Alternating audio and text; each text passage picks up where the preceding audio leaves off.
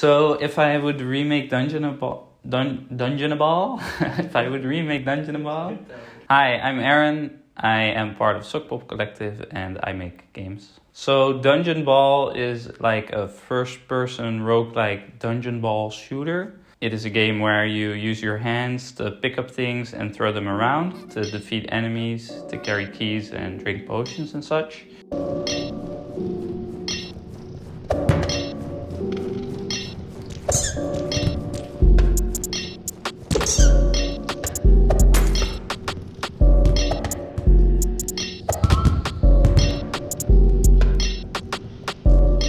The first time you play Dungeonball, I think you start with a ball in your hand, or you have to pick it up. You have two hands, the left hand and you have a right hand. With your left mouse button, you pick up things with your left hand.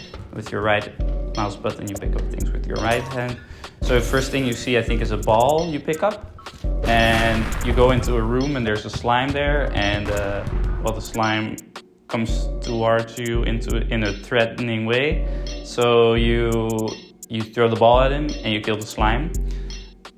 That's sort of how it starts, and then you go through this floor like a bit like in like Wolfenstein 3D-esque levels, and then you go deeper and deeper, and there's like more enemies. There's like ghosts that shoot bullets at you. There's what else is there? There's bats, because every dungeon needs bats. And slowly it gets more difficult with the different types of enemies that attack you.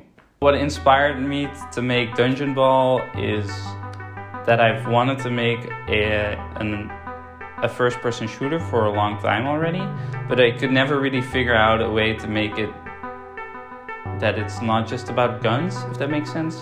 I have made a dodgeball game in the past, which was Clutchball, which is another ball game, and I really liked the idea of making a game with dodgeball, because dodgeball is just super fun.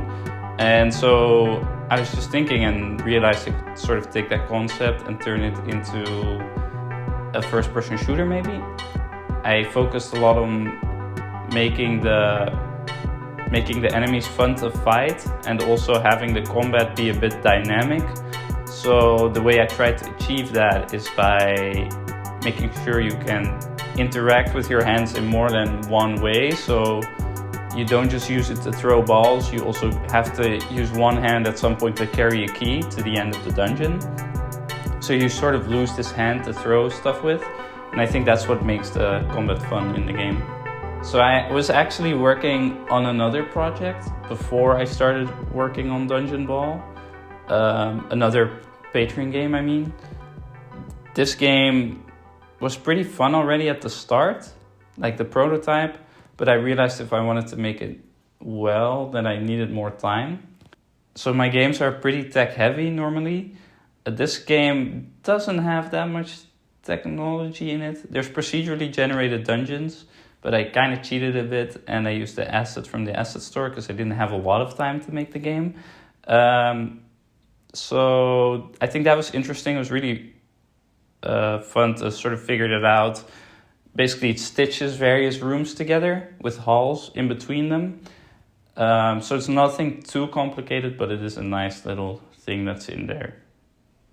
So what I think is really interesting about Dungeonball is that the way the gameplay is sort of emergent. By only having these hands and having to use them for everything, it sort of inspired me to think about, what can you do with these hands? You know, what's possible? I think that's really fun about the game. It inspired me to make some fun design decisions, like, you can pick up the slimes, and I think that's just super funny. I've never seen a game where you pick up the slimes to throw them, and I just love that idea. I think it's really funny. So one more thing that I think is really fun in Dungeonball is that there's these doors between the levels, and you always have to throw things at them to break them. I think it adds a lot. It sort of gives you a little break between the levels, and it's also just really fun to destroy objects. It would have been fun if there were more things like that in the game you could break.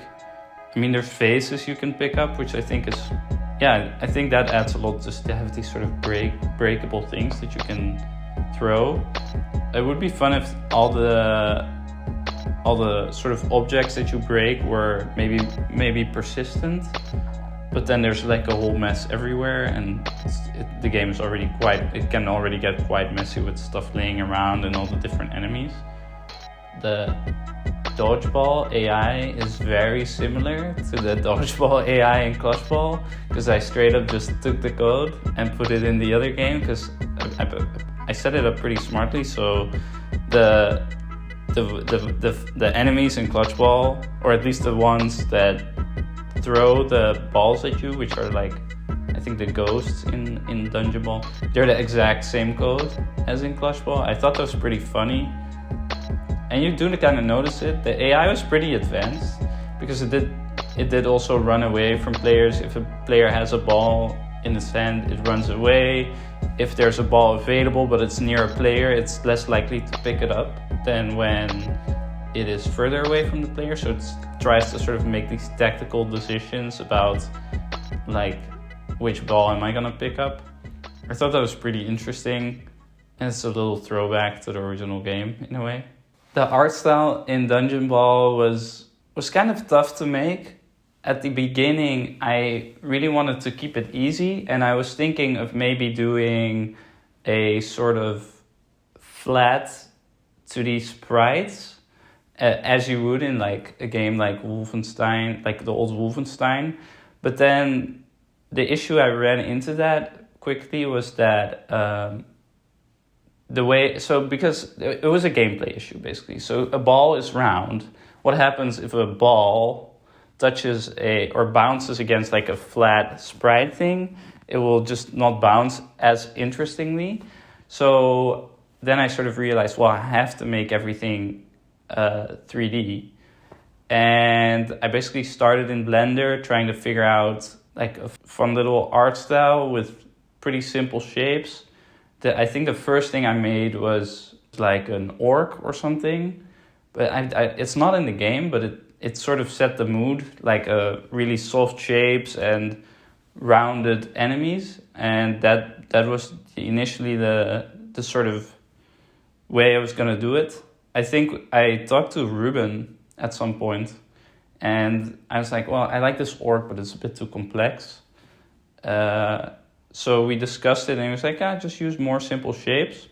So then I think I made the bat in the game, and I think the bat is like, it's a pretty simple looking thing, but it really looks like a bat. It also only has like 2 frames of animation. So really the way I made the art style was just like try to keep it simple, have some fun colors, and have everything sort of bounce, and then work from there basically. What is interesting additionally about the art style in Dungeonball is that a lot of things are sort of animated really simply. And what I mean by that is that they're sort of keyframed animations, but in 3D. So for example, for the bat, I just made 2 different models, one with the wings up, one with the wings down. And then when it swaps between the animation, it sort of gives it a bounce. It adds sort of a bounce to the bat. I think that's a pretty smart way of taking these 3D models and not having to worry too much about giving them a lot of animations. I think I achieved the goals I had with the art style. I'm really happy actually with how it turned out. There's some things I wish I could have spent a little bit more time on, like the environment art, which is a bit bland, I think. But the enemies are fun looking and they're fun to fight. So yeah, I'm pretty happy with how it turned out. There's a few things additionally to the meta game that didn't make the cut in the final game. One of them was that I wanted to do like really sort of different areas. So right now it's all sort of in a dungeon-ish style, but I also wanted to do maybe a cave level and maybe a hell level, just like in Hellblazer. But already the environment was, I just didn't have enough time for it. So that never really made the cut, which is a shame. I think it would have added a lot to the game. So you also have these like different enemies and different areas. Like gives it more of a feeling of depth, I think. So Dungeonball, I'm pretty satisfied with the result, or at least the basis of what is there. I wish I had a bit more time. Seeing the amount of time I had, I'm pretty happy with how it turned out. The biggest change I would still make to the game is adding like a fun meta game layer to it, you know? Because right now you just go through the levels and there's nothing really that you upgrade, or there's no sort of bigger picture. It's just like go through these floors and beat the enemies, and you do sort of figure out, okay, how do I get better at fighting these enemies? But that's about it. And I think ideally in like a roguelike, yeah, in most games you sort of want this extra layer that allows you to sort of upgrade your character, or yeah, get better in some way, to sort of get people to stay engaged and keep having fun with the game. I think that's sort of what it's missing right now. I think if there was more, if I spend more time doing that, like on the meta game, I think it would be a lot more interesting game-wise.